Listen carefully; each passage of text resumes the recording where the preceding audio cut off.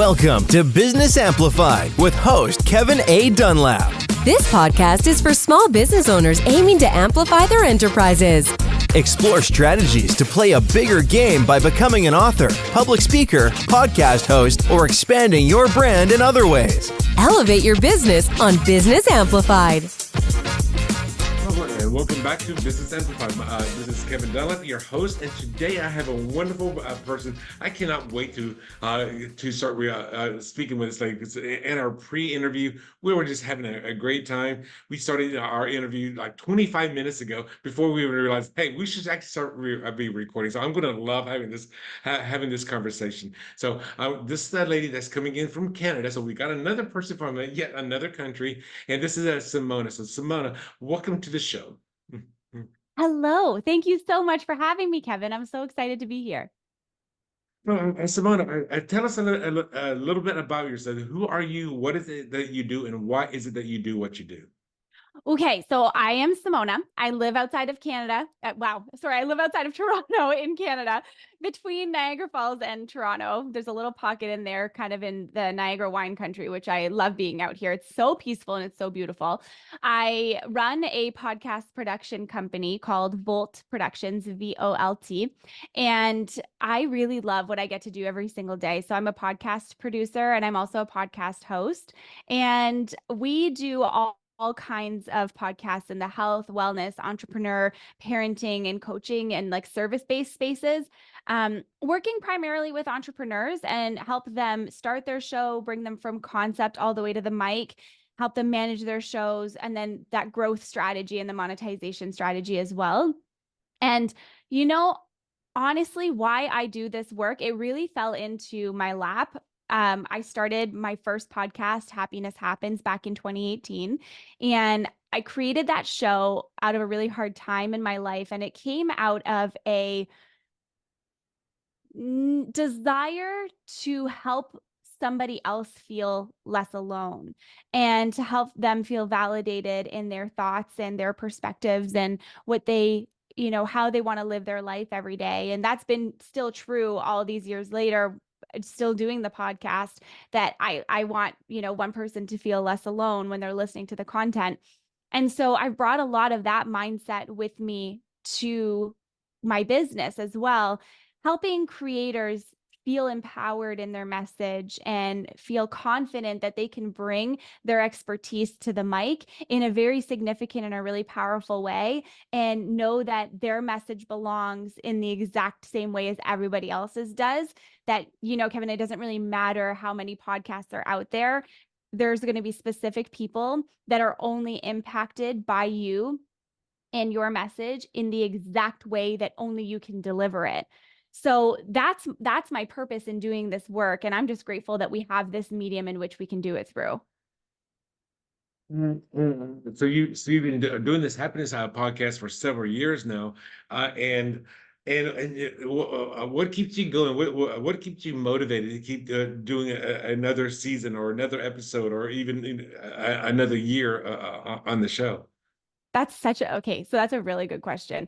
I actually took an impromptu, not planned hiatus from the podcast for a year because I felt really burnt out in all the conversations that I was having. And I think one thing that's kept me going in the podcasting journey is allowing myself to pivot the show when I felt that it was time to do something a little bit different. And so I don't know that a pivot needs to be this big, massive announcement every single time, but slowly over time, I think you can start to shift the content in a way where you start to have conversations that align most to you, right? Of course, you have listeners that will drop off. Of course, you have, people who may not want to listen anymore. But you also create so much more space for the people who need to hear that message to come through. So I really, at the core of it, want to continue doing this podcast because the conversations that I'm having with people energize me. Like, I love talking about the brain. I love understanding, what is that block that makes us do something or not? And what's that little piece within our mind that gives us the encouragement to know that we can do something new or something different and get over that state of being fearful or what have you, whatever that emotion is that we're feeling. I like knowing that the conversations that we're having resonate deeply with people. And I don't always hear from my audience. I think that's true for a lot of podcasters, that as much as we want to hear from our audience and like how much you loved the episode, you know, at the end of the day, you do kind of, I don't know, those one or two people that are excited by what you're doing and that do send you that message and are like, this episode changed my life. That for me is the purpose to keep going, knowing that the conversations land exactly where they're meant to. And I truly feel like it's an extension of myself. And okay, I'll add one more thing. It has been my greatest teacher and my greatest tool in terms of mental health and learning to live in a more inspired and positive way. I don't think that my life would be the same if I didn't have those conversations. So there's a lot of benefits, but I really think if for me, it's always the how does it fundamentally change me as a person having these conversations, and then how do I get to do better and show up, in a more empowered way in my own life and for the people that I love and my friends and family. So. I do fully get what you're talking about, because back in 2016 I started my first podcast. It was called Life's Little Lessons. It was just Mm, me talking into the microphone, and at that time I was just trying to promote my second book, Designing Your Own Destiny.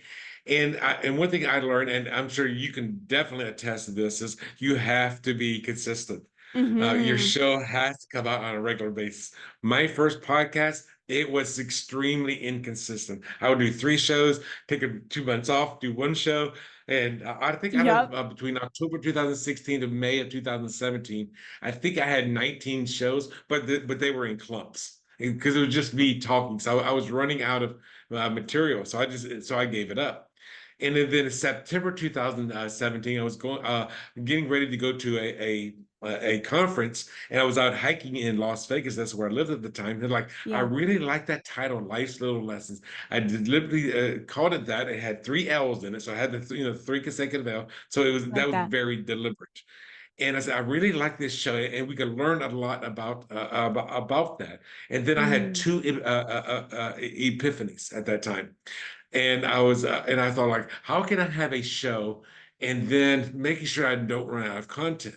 And you yeah. hit the nail on the head. And it was like, interviews. I don't have to read content anymore. I just get it, interviews. So I would bringing people onto the show. And then I was talking like, but I was so inconsistent with the show. How could I have the show again?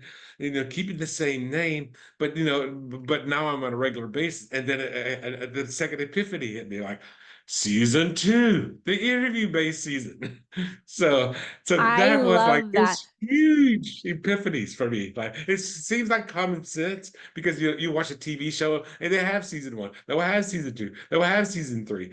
I mean, so that's very common. I Exactly. did not think about that back then. And then and in the course of running the second season of Life's Little Lessons, I interviewed 62 guests, and I released 59 of them. And it Mm, was just having those guests on the show, just talking to those people, meeting those people from all over the world. I mean, I had people from Canada. I was living in Vegas. I had people from California, all over America, some Mexicans. Then I ended up going to Australia, went to the UK, went to Russia, went to wow. Spain, and just starting doing that. And then, and like yourself, I kind of gave up on the show because it was not because of the passion of doing the conversation. It was because of the post-production work, Mm. all the hours it would take to put that podcast on. And then literally in February 2024, I kept saying, hey, you should have a podcast. Oh, you should have a podcast. Because I was being a guest on so many other people's shows. Kevin, you start another podcast. And I was thinking, I don't want to Oh deal my with all the God. post-production stuff. It took me, I mean, a 45-minute show would take me 6 to 8 hours of post-production just Yeah. to get all the ums and uhs and ahs out, just getting the voice levels to equal. It was just so much work.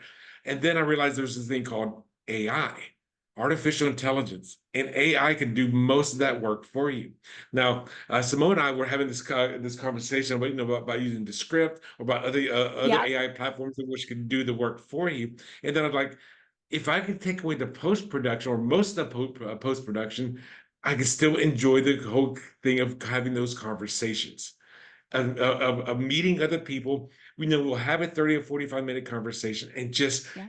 being inspired about around being around other people, other like-minded people who are entrepreneurs themselves. And Hmm. that's where Business Amplify came from. Like, hey, how can we increase your business, increase the sales in your business by talking to other people who are business owners who have Hmm. different ideas than I have. I never would have thought about, some of the things that of the people that I talked about. You said, you're a podcast producer and host for other people as well. And it's like, how this is to me one of the great ways of how you can increase your business.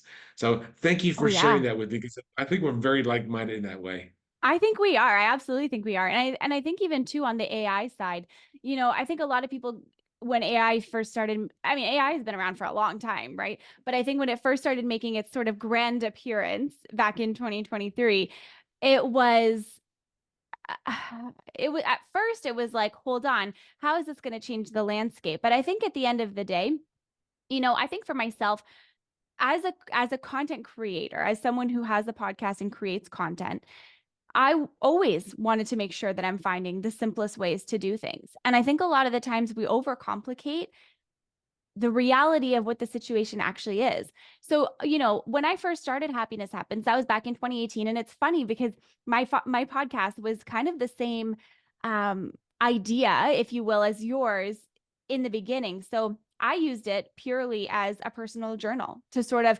share the things that I was learning about grief and loss and transformation and change and happiness and joy and sadness and anger and all these emotions, right? And what I found was I also started to be like, okay, well, like what else can I talk about? And then I started interviewing people. But then every year it was like a different topic of conversation, if you will. So, the first year I interviewed people to understand their journey. The second year I think I interviewed to understand that pivotal moment in their life that changed everything. But then the third year and onwards, I just started interviewing people about happiness specifically. And that aligned way more to what I was trying to get out of the show. And it continued to make me inspired. And so I think a lot of the times we fear changing what we're doing because either A, it's kind of always worked the way that we've been doing it before, or B, change is a little bit scary and people don't really like it.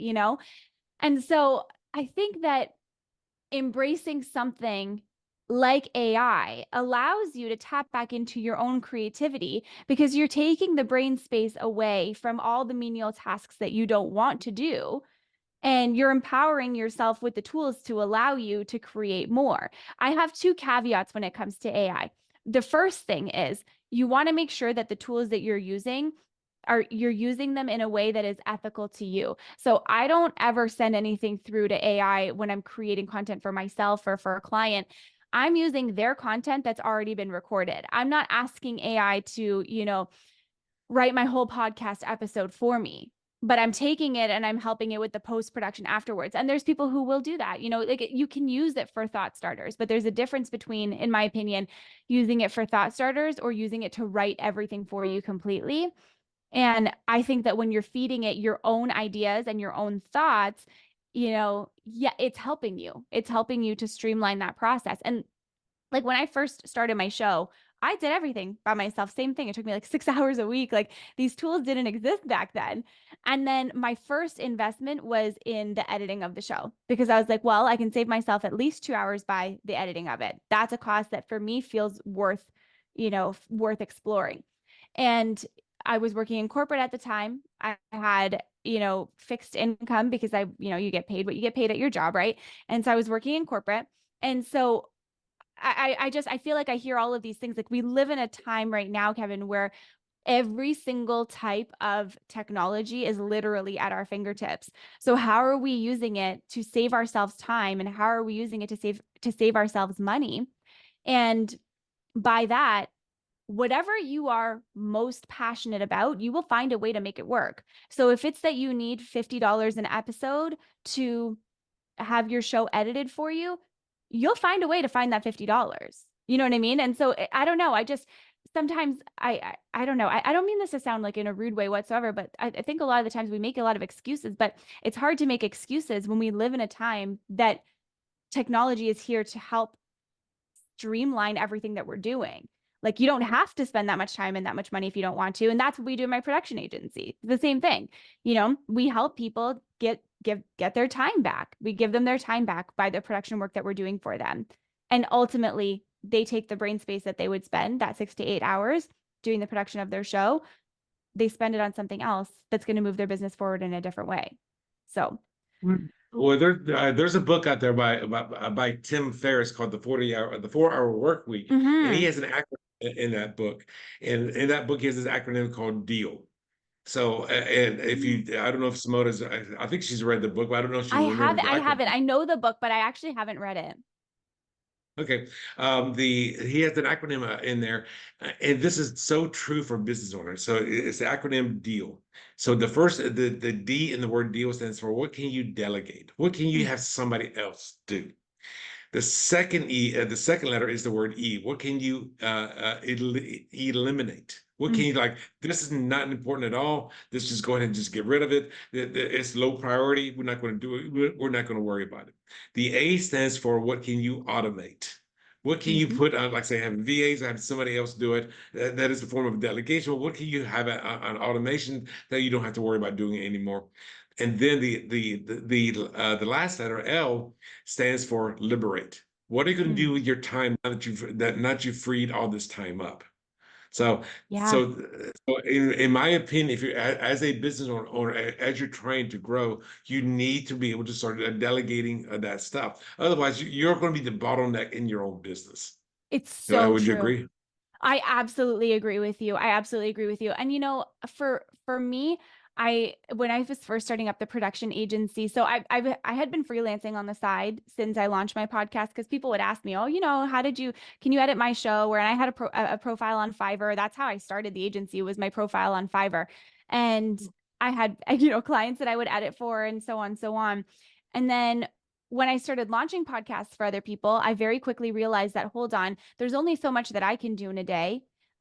Who and how and what is the best thing for me to let go of right away? Like, what can I take off my plate immediately that I don't love to do that somebody else is really good at? And that has been a catalyst. That was a catalyst change when I did that, because now you have a product that you can be extra proud of, because the first hire out that I did was graphics. I don't like creating social media graphics. So my right hand in business, her name is Sam. I run the agency, and she does all of like the creative for all of the clients and my brand and stuff like that as well. But she started doing client content, and we just delegated it immediately, even before I felt like I was ready for it, because I feel like when you can get ahead of it, it's a really strategic move, but you have to be smart about it. You don't want to delegate so much that your ROI is non-existent. But you also want to get ahead of and anticipate, hey, if this is the pace in which we're growing, how do I continue to make sure that we scale and not find myself in a spot where I'm like, oh, shoot, I should have done this 6 months ago.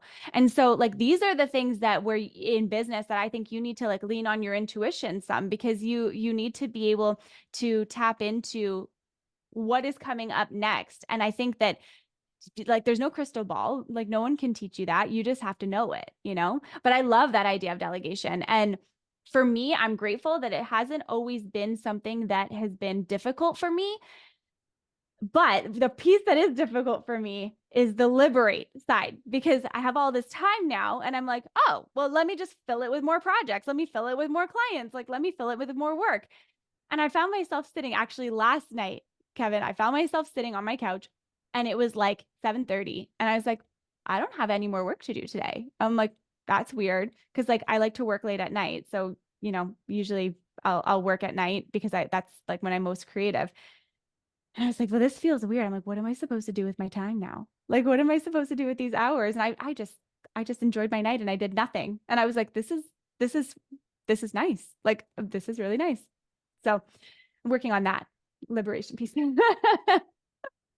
I just want to clarify to the people listening to the show. At the time of this recording, she's talking about on a 7:30 on a Wednesday night. Yeah. Like it's not a weekend. It's the middle of the week. It's so if you suddenly have all this free time on a Wednesday night at 7:30, what would you do? It's so true. But you know what? I don't really remember what it's like to have 7:30 on a Wednesday night free because, you know, when you're growing a business, there's a certain amount of like time and grit that goes into it. And I think a lot of people will say, especially nowadays, people will say, well, you know, you don't have to put that much work into it. You don't have to do that. And I just don't agree with that narrative because for my own self, like I've seen what's worked. You know what I mean? And I'm happy to put in those extra hours because I know where I'm going, you know? And and it's different for everybody and everyone has a different opinion about that. And like, you know, some people don't want to work, you know, really long days, but I had a vision in mind when I worked in corporate that I never wanted to work in corporate ever again. And so I would go and work my corporate job and I would come home and I would work on my dream every single night. I would work until 7 o'clock. I would come home, I would go to the gym for an hour, and then I would come back home by 7 o'clock until 10 or 11 o'clock at night. I would be working and building on what I wanted to build. Those things don't happen without the intention behind it, you know? And so when I sit on a Wednesday now at 7:30, I'm like, what more could I be doing? So it's kind of this mindset of like, you have to learn how to take a pause and take a break and take a step back because it's not healthy to do that. But there's also seasons of life that require that, in my opinion. We're all different. And the thing is, I want to go out on a limb here and say that Simona is not a procrastinator. You know what? I work well on a deadline. You know, like the student in college that is like, oh my gosh, I've got to get that paper in tomorrow. That's me. But also when you have deadlines and things that you owe to other people, to clients, I'm never a procrastinator on client content, but I am a procrastinator on my own. But the thing is, if you're, if you're, like you say, you're working from 7 o'clock to 10 o'clock or 11 o'clock on a weekly basis, why you had that corporate job, that was you like, I need to get this done. It's not like, oh, no, I'm going to get it done tomorrow. And I'm just going to sit around and watch this movie or watch this TV show or, whatever it is that you're going to be watching. But you were still hustling during all of that. Yeah, exactly. And I feel like, I think it just depends on what you're passionate about in life. I loved my podcast. I still love it, but I really loved it in that time there. It gave me a creative outlet that I didn't have. I worked corporate jobs that I absolutely hated. I hated spending my time there. I didn't like going there every day. I didn't like spending all of this time and energy there. And I remember writing when I was in corporate, I remember writing on a sticky note and I said, I will no longer work in corporate by August of 2020. Well, the world shut down. And it was funny because my last day working in corporate at like that corporate job was, I think it was like July 25th or something, 2020, which was nuts. And so that Post-it note always sticks with me because that's exactly what I wanted. Now, I did have a job in between ending that job and then starting up my agency, but I was still building the agency on the side. I got that other job because I wanted to buy a house and you need to have an income to, you got to show income in order to qualify and like whatever. That's a side tangent. So I did work for a little bit, but as soon as I closed on my house and I moved into it, I was like, I'm done. I'm never working in corporate ever again. I quit my job with no backup plan and I built my agency. I took all of my clients over from Fiverr and I said, if you want to continue working together, I will give you a better deal if you come to me direct. And so I did, built relationships, really, really, really good relationships with those clients. And some of those clients I've worked with for 4 years, 3 years, 4 years and more. And it's really amazing what happens because then you start to build. But like, again, some of that stuff is not easy to do, but when you can listen and understand your own intuition and be like, yeah, this is the right next step, you just know and you just do. And you take that leap. And I thought to myself too, Kevin, like the worst thing that I can do is, okay, it doesn't fail. And then I have to go get a job. Okay, sure. I'll go get a job. Yeah. And that's perfectly fine for those of people out there that are maybe doing a side hustle like she was doing on Fiverr, and and doing that while still working for corporate America. But then when her income, or in her case, she probably got laid off because of because of COVID was going on. Because COVID happened, I remember this very, very specifically in the United States. I'm assuming Canada as well. The world shut down on March 18th, 2020. I Yep. remember that date specifically. Yep. And the reason was I had just got out of real estate. I was this before I created Optimal Performance Academy. I was working for the U.S. Census Bureau, doing the 2020 head count. And on March 16th, I got promoted that Monday, because March 18th was a Wednesday. That Monday, I was promoted to the lead census field manager, which meant I was in charge of all field operations in Southern Nevada. And it's Oh, like, wow. okay, let's start getting some of our people trained. And they're like, oh, by the way, yeah, we're shutting down right now. The whole world just shut down. Everybody go And they're like, home. I remember, and it was like, oh, we'll be back in 2 weeks, and like 2 weeks, 2 weeks, 2 weeks, 2 weeks. And yeah. Like, I mean, I did get laid off in working in corporate, but then the other job that I got between like that stint of getting laid off and whatever, I actually chose to quit that job. I quit that job with no backup plan, other than the fact that I used to be a bartender and I could always go and bartend if I really needed to. Like that was my mentality, you know?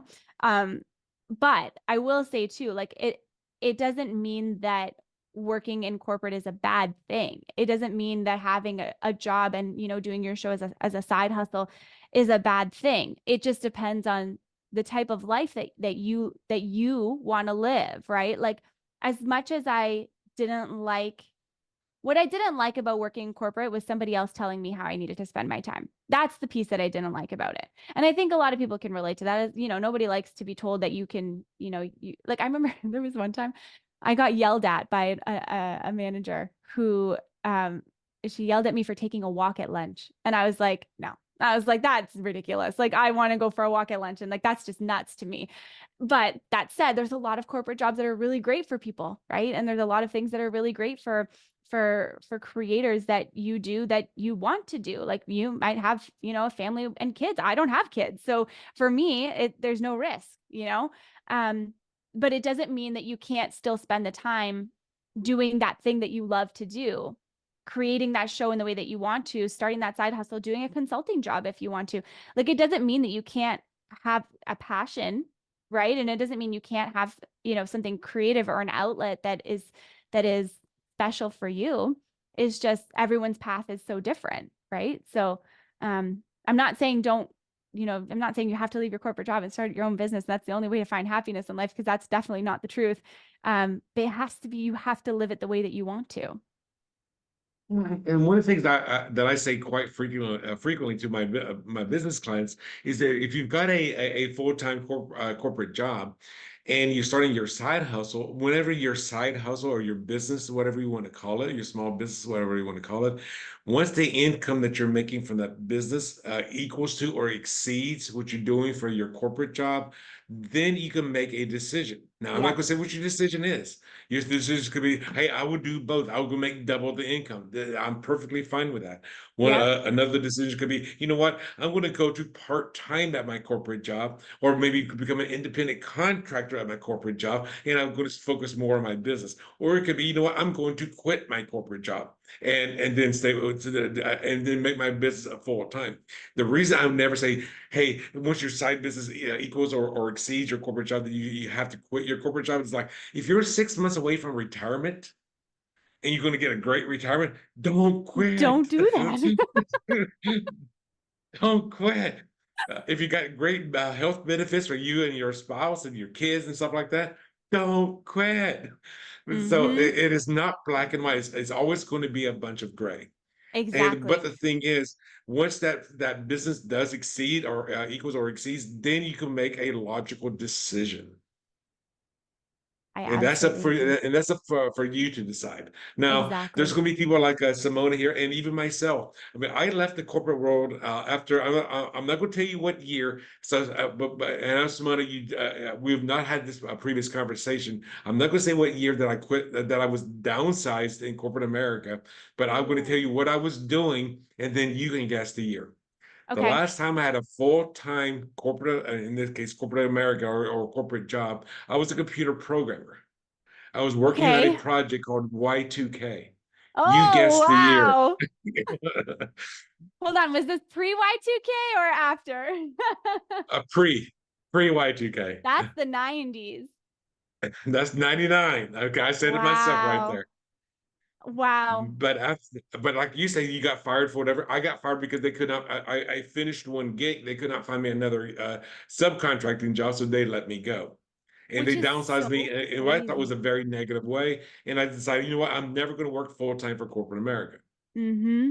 I mean, I did do a couple of years in the early 2000s as a college math teacher. I was a bartender, and like you. I mean, I used to be a bartender at a beach bar. So now Oh, we're making the fun. all of those sex on the beach and all those other exotic drinks and stuff like that. That's And fun. so, oh yeah, it was a lot of fun because I mean, when everybody went home at night and I was cleaning up the bar and I walk out, I would walk across the boardwalk and I could see the ocean waves coming in on the Atlantic side. This is Wilmington, North Carolina at the time, That's and it was amazing. like it was so peaceful. It was like you could hear the ocean waves when the music was off and we had the door open and nobody was in the bar. You can hear the ocean waves coming in. So it was I love that. so peaceful. I love that. And, That's and I amazing. treasure those times. But then in 2004, when I moved to Vegas, I started a real estate consultation business, and then the rest is history. Because with the exception of the 1 year I worked for the census, I was always doing my own thing. I mean, I wrote the 4 books, had the podcast, and now I work with other businesses to help them get past the roadblocks that they experience. That's Now, amazing. Simona, could you tell us a little bit about some of the challenges that you went through and how did you overcome some of those biggest challenges as you were making that transition, or even as you're growing right now in your business? Because I know you started off by being on Fiverr. I mean, you're the first person, I'll be honest with you, that I've met that was a Fiverr worker that became starting their own business. I've used Fiverr. All 4 of my books that I've written, they've all been formatted on Fiverr. They've all been the covers have been done on Fiverr. I've used That's Fiverr a so lot, and funny. I'm a big proponent on using Fiverr. So, how did you go from Fiverr and then to starting your own business? And what were some of those challenges that you overcame, and how did you overcome those challenges? So that's so funny. And also, I had podcast editing services on Fiverr. That's what my services were specifically. And I had okay, this was my secret when I was doing it. I priced myself just under everybody else, just slightly, like a couple of dollars to make my services stand out. You know what I mean? Because people want to save a little bit of money, even if it's a dollar or two. And I did a really good job, and people would leave me reviews, and I had all kinds of like 5-star reviews all over my profile and all of that. And I built up like consistent weekly podcasts. And then the big piece, I think the big differentiator is that customer service piece. Like I've always valued customer service and the customer experience and how someone feels when they work with you. Like that is something that's really important to me. And so it didn't matter to me what platform I was on or how I was doing it. I'm still going to be me at the end of the day. Every communication is going to be in the way that I will communicate normally, regardless if it's my business or, working for corporate. Like it didn't matter. Like I'm still going to communicate in that way. And I think that people felt a sense of connection and care in the work that I did. And it was always on time and it was always on budget. And so when I decided to make the shift over into my own, agency, I didn't want to pay fees anymore. I was like, I don't want to pay all of these fees. And I kind of positioned it that way with those clients at the time as well. And I was like, you probably don't want to pay fees. I don't want to pay fees. I'm going to, if you want to come over, I will take X amount of dollars off of the editing of your show. And, and that's that. And I think that because I had built such a good relationship through Fiverr with these clients, they trusted me, they trusted me and they knew that I was going to do a good job. So it was easy to sort of make that switch. But there have been so many different challenges along the way too. Like, it has not been easy. So when I first launched my podcast launch services, that would have been early 2021. I booked out in 72 hours and I was like, this is amazing. And then I also had four podcast launches to do within, 2 months. And I was like, oh my goodness. And then it's been nonstop ever since, which is amazing. And I'm very grateful.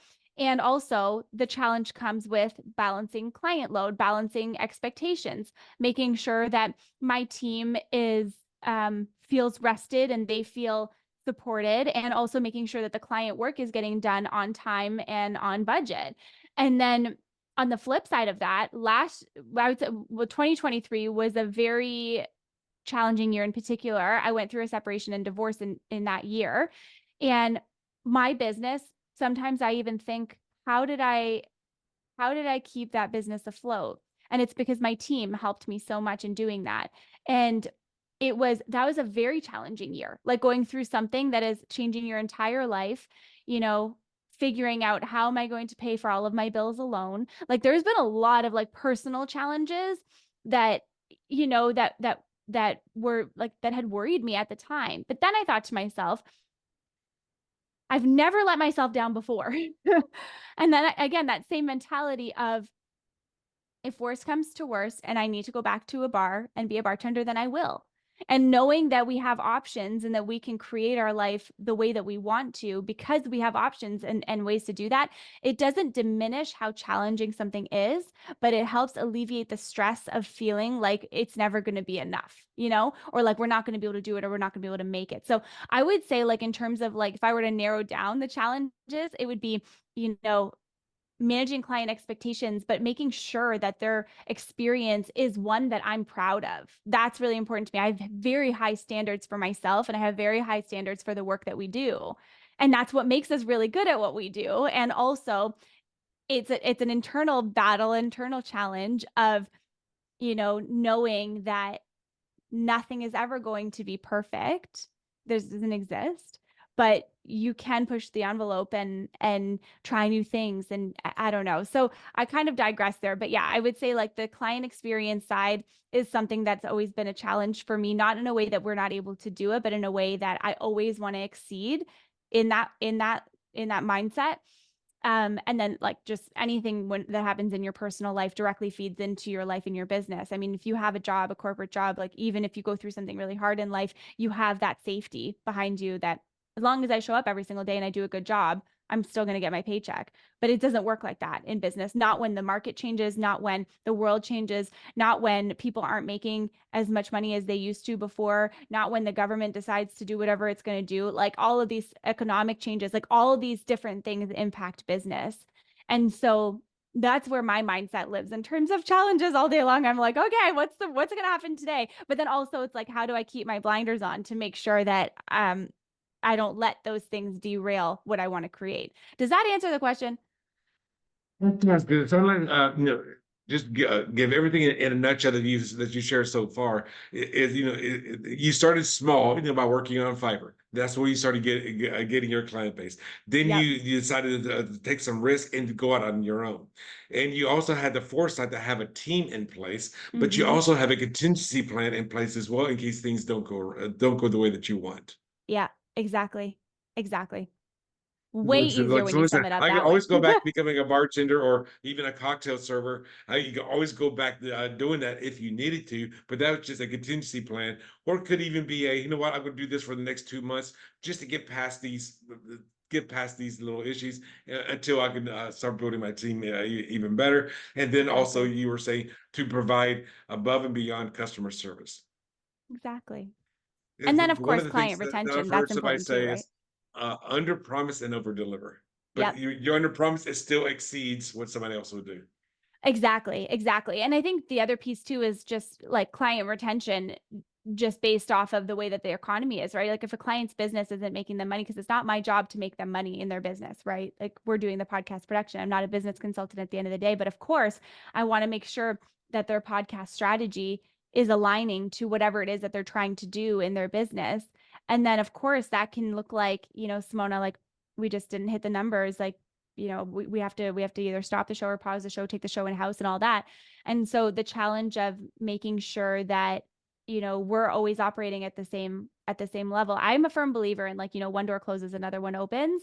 And one thing I've been saying to myself a lot lately is, God, spirit, universe, whatever you want to call it, close every single door that is no longer meant for me.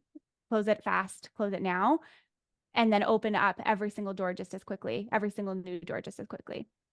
And it's been interesting because I'm not even kidding you. Like, I said that, and I think I lost like 3 clients in 1 month, but then was replaced by, 4 different clients in something that felt, in more alignment with me. So that was a really interesting lesson of like, oh my God, what is happening? And then, oh, okay, hold on, everything's going to be just fine. It's a wild roller coaster, entrepreneurship. Oh, it is. And the thing is, Simona is doing something that she has not actually mentioned what she does. I mean, as far as the big picture is, she actually started a business where the person, it has to become a repeat client. Because if she's doing podcast production, and let's say they were releasing a show a week, that means they're using her each and every week. It's not like she's not a one-off. She's not like, okay, I'm going to do your intro and your outro to your show. Let me go do that, and then that's done. Like, okay, well, that was done. Now I got to go find somebody else. Is to create a business where you can have a repeat customer. And that is, I Absolutely. think, the key for her success is to have that repeat customer, and then to do that 100% plus customer service. Exactly. And that requires you to show up in the same way as the business owner and as the person delivering the service, in the same way every single week, because ultimately clients don't really care. Like, clients will be empathetic to what's going on in your life, but they don't really care. They're paying for a service at the end of the day. Like, of course they care on a human level, but at the end of the day, they're going to say, well, if you can't do the work, then somebody else can. So you need to make sure that you're delivering on the promise that you've given to your clients. But that was really key for me in the beginning. And that's one of the things that I thought about right off the start was, okay, we're launching all of these shows. How can I offer something that allows people to take the stress out of managing them afterwards? How can I make that process a little bit easier for people? Some of my clients I've been working with since the beginning, since March of 2021, which is nuts. Okay. And like, that's years of production That's together. several That's years. hundreds of episodes, So it's been cool. Well, and there's one thing before, because I'm going to ask her for a moment to show you how to get a hold of her. But one of the things that I learned when I was in real estate is, how can I go that extra mile? How can I do that one extra step that somebody that is unexpected, to show that I care about their process? I And love that. whatever it is business that you're doing, how can you go that extra mile? Here's an example of how I did it as a real estate agent. Let's say Simona was looking for places to rent in Las Vegas. And she was, okay, I want to move forward on this house on 123 Main Street. And I would look at the property management company and go, okay, this is the address of the property manager, this Southwest Realty, whatever it is. And they're at 456 Green Street. And normally, most realtors would say, here's the address of the property management company, let's go there. I said, no, I'm going to go the extra mile. Follow me to the property management company. I'm going to sit there with you as you're sitting there with a property manager. Love that. I'm not making any extra money. I mean, I'm still gonna make that extra 1 or 2 or $300, but I'm going to go that extra mile, because I don't want you. I'm not throwing you to the folds of the property manager. No, I'm your representative. So how can you go that extra mile? That's one thing that's how you're going to show. That's where you're going to get that 5-star rating, and that's going to be like, what, I want to work with Simona again because she really cared. Exactly. I love that. That's one thing that I would recommend every creator or business owner do, is figure out what are your values in life. And when I figured out what mine were, it allowed me to align everything that I do to those values. My top 3 are kindness, care, connection. If it doesn't have kindness, if it doesn't have care, and if it doesn't have connection, I'm not going to do it. And I don't want a client that doesn't align to those values. So that's the filter in which I look at everything in life and business. Kindness, care, and connection. Yeah. Three great, what do you call it? Pillars of life. Exactly. Thanks. Simona, I know we got to go here real soon. If the listeners or the viewers want to get a hold of you, what's the best way for them to get a hold of you? I would love to hear from you. My website is voltproductions.co. So VOLT productions.co. My email is simona@simonacostantini.com, or you can find me on social media with just my name, Simona. Instagram is Simona, 2_ Costantini, or VOLT productions. I'm also on LinkedIn as well. You can just put my name in there. You'll find me. You'll find me there too. So all those things are going to be in the show notes that are part of the show. So Simone, I do want to say thank you for being on the show today. And for those of you out there who are listening to the show, and you feel like, hey, I've got a message I want to share with somebody else, or somebody else that could be a great guest on the show, go ahead and just schedule a 15-minute, or have them schedule a 15-minute pre-interview. That's going to be at businessamplify.net. That's where you can also find our podcast, as well as all of the other platforms like Apple Podcasts and all the listen notes and everything else that's out there. But have them go to businessamplify.net / pre-interview. That's no dash. So businessamplify.net / pre-interview with no dash, and have them just go and schedule a 15-minute interview. So going back to you, Simona, thank you for being part of the show today. I learned a lot. I enjoyed the show. The show was even better than our pre-show that we did. So I really enjoyed this. Thank you so much for having me. It's been great. And guys, until next time, be amazing. Thanks for tuning in to another empowering episode of Business Amplified with Kevin A. Dunlap. If you found value in today's insights, don't forget to subscribe, rate, and share the podcast. Keep amplifying your business. And remember, your success journey is our inspiration. Until next time on Business Amplified, go out there and make your business thrive.